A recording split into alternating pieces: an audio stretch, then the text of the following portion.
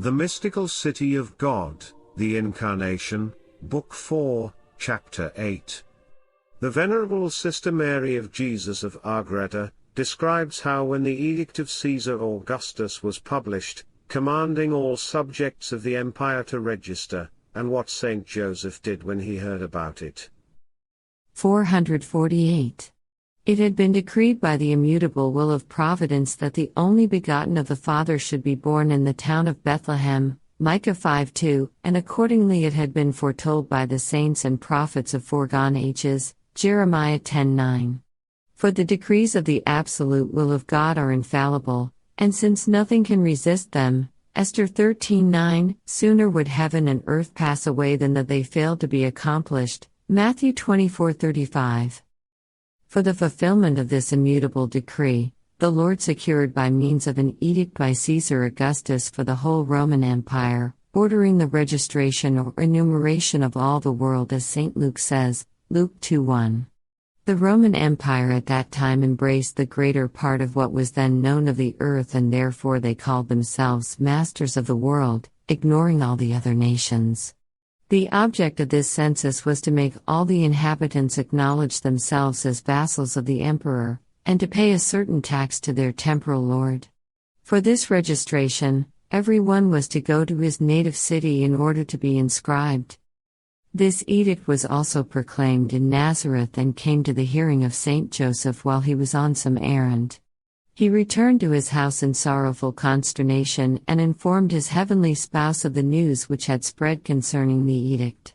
The most prudent virgin answered, "Let not this edict of our temporal ruler cause you any concern, my master and spouse, for all that happens to us is ordained by the Lord and King of heaven and earth, and in all events his providence will assist and direct us." Sirach 22:28. Let us resign ourselves into his hands and we shall not be disappointed.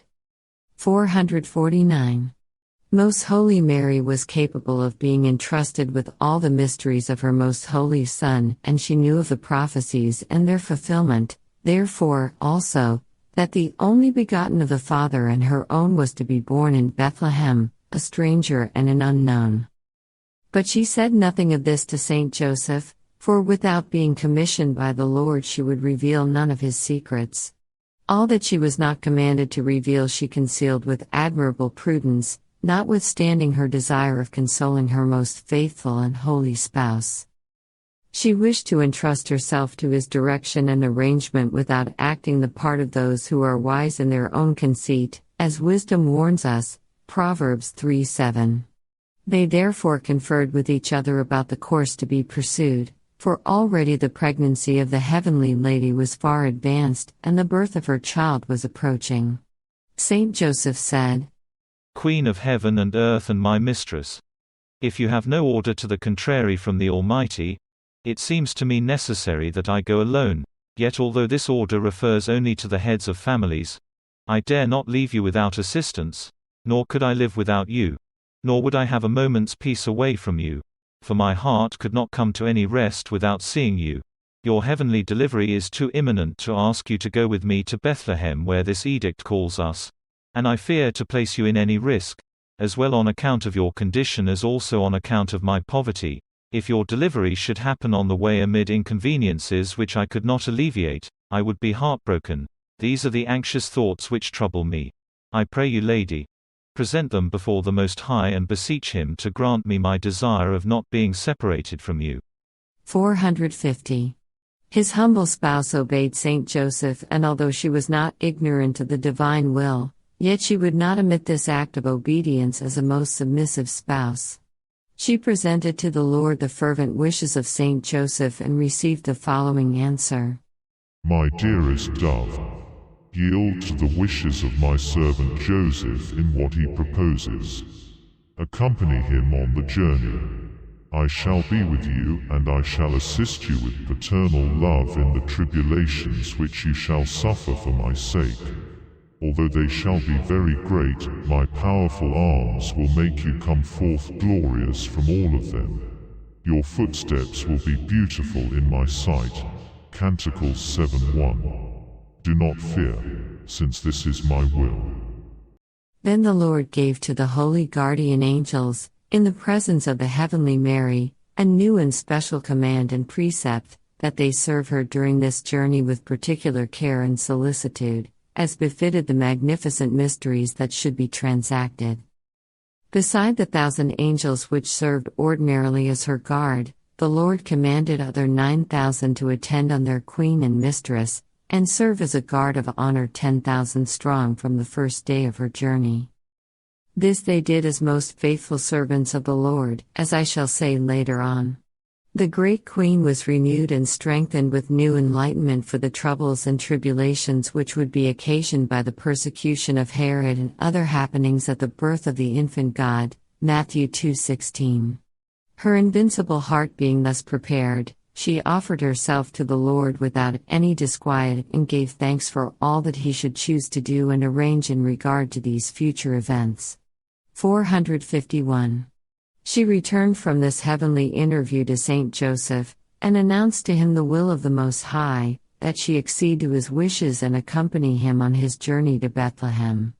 Joseph was filled with new consolation and delight, acknowledging the great favor conferred upon him by the right hand of the Most High. He gave thanks with fervent acts of gratitude and humility, and addressing the heavenly spouse, he answered, My Lady, source of my happiness and good fortune, the only cause of grief in this journey will now be the hardships which you must undergo, because I have no riches to procure you the conveniences which I would like to furnish for your pilgrimage. But we shall find relations, acquaintances and friends of our family in Bethlehem. I hope they will receive us hospitably, and there you can rest from the exertions of the journey, if the Lord will dispose as I your servant would wish. Thus the holy spouse Saint Joseph lovingly planned, but the Lord had already prearranged all things in a way unknown to him, and therefore he experienced so much the greater bitterness of disappointment when all his loving expectations failed, as we shall see. Most Holy Mary said nothing to Saint Joseph of what she knew the Lord had decreed concerning the heavenly birth, although she well knew that it would be different from what he expected. She rather encouraged him, saying, My spouse and my master, I accompany you with much pleasure, and we will make this journey as poor people in the name of the Lord, for the Most High will not despise poverty, which he came to seek with so much love. Relying on his protection and assistance in our necessities and labors, we will proceed with confidence. My master, do place to his account all your difficulties. 452.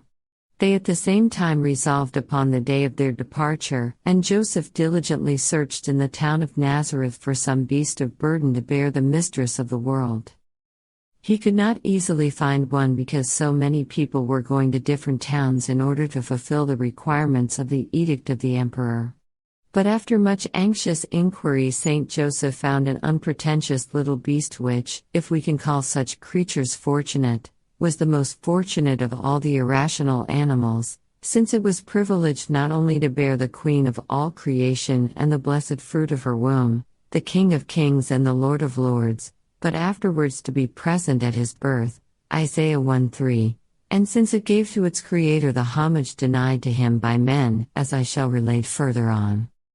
They provided the articles for the journey, which would last 5 days.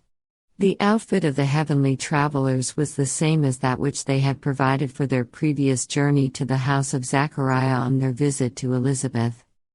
They carried with them bread, fruit and some fishes, which ordinarily composed their nourishment. As the most prudent virgin was enlightened regarding their protracted absence, she made use of prudent concealment in taking along the linens and clothes necessary for her heavenly delivery, for she wished to dispose all things according to the exalted intents of the Lord and in preparation for the events which she expected. Their house they left in charge of some neighbor until they should return. 453. The day and hour for their departure for Bethlehem arrived, and because of the reverence with which the most faithful and fortunate Joseph had begun to treat his sovereign spouse, he diligently and anxiously sought to do all in his power to please her. He besought her with great affection to make known to him all her wishes and to call his attention to all that he might forget in regard to her pleasure, convenience, and comfort, or that might please the Lord whom she bore in her womb. The humble queen thanked him for his loving attention, and referring it to all the glory and service of her most holy Son, she consoled and animated him to meet courageously the hardships of the journey, assuring him anew that the Almighty was pleased with his affectionate solicitude. She also informed him of the will of His Majesty that they meet with patience and joy of heart the hardships of poverty on their way. In order to begin her journey, the Empress of Heaven knelt at the feet of Saint Joseph and asked him for his blessing. Although the man of God shrunk from such a request and strenuously objected on account of the dignity of his spouse, she nevertheless remained victorious in her humility and prevailed upon him to give her his benediction. Saint Joseph complied with great timidity and reverence, and immediately cast himself at her feet in a flood of tears, asking her to present him anew to her most holy Son and obtain for him divine pardon and grace. Thus prepared, they started from Nazareth for Bethlehem in midwinter, which made the journey more painful and difficult. But the Mother of God, who bore eternal life within her, attended solely to the divine activities and colloquies of the Lord, observing him in the virginal chamber of her womb, imitating him in his works, and giving him more delight and honor than all the rest of creatures taken together. The instruction which Most Holy Mary, the Queen of Heaven, graciously granted me. 454. My daughter, in all your discourse on my life, and in each of the chapters and mysteries so far rehearsed, you will find the admirable providence of the Most High and His fatherly love toward me, His humble servant.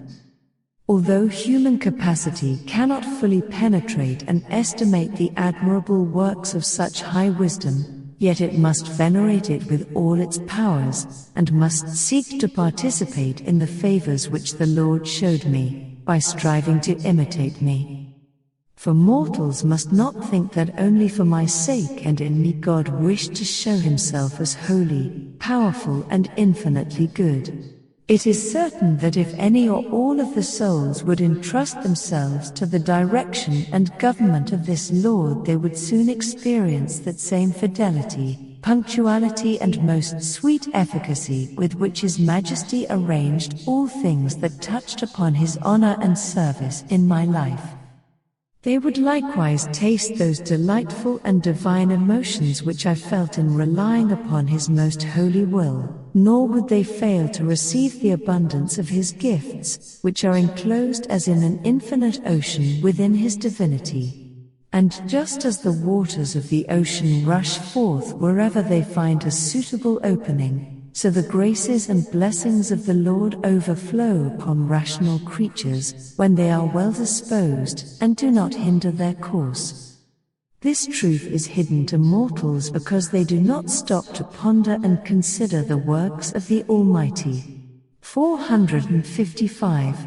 I desire you to study this truth, to write it within your heart, and to learn from my own actions the secret workings of your own interior, so that you understand what goes on within you, also that you practice ready obedience and subjection to others, always preferring the good counsels of others to your own insight and judgment.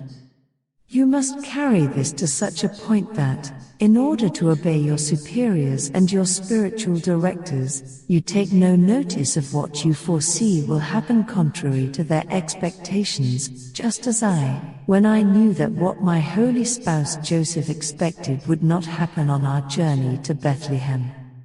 And even when some equal or inferior command thee such things, be silent and hide your better foreknowledge, perform all that is no sin or imperfection. Listen to all with attention and silence, so that you may learn. In speaking be very slow and reserved, for in this consists prudent and careful intercourse. Always bear in mind that you ask the blessing of the Lord for all that you wish to undertake, in order that you may not wander from what is pleasing to Him. Whenever you have an opportunity, Ask also the permission and blessing of your spiritual father and director, so that you may not fall short of the greatest merits and perfections in your works, and in order that you may also give me the pleasure which I desire of you.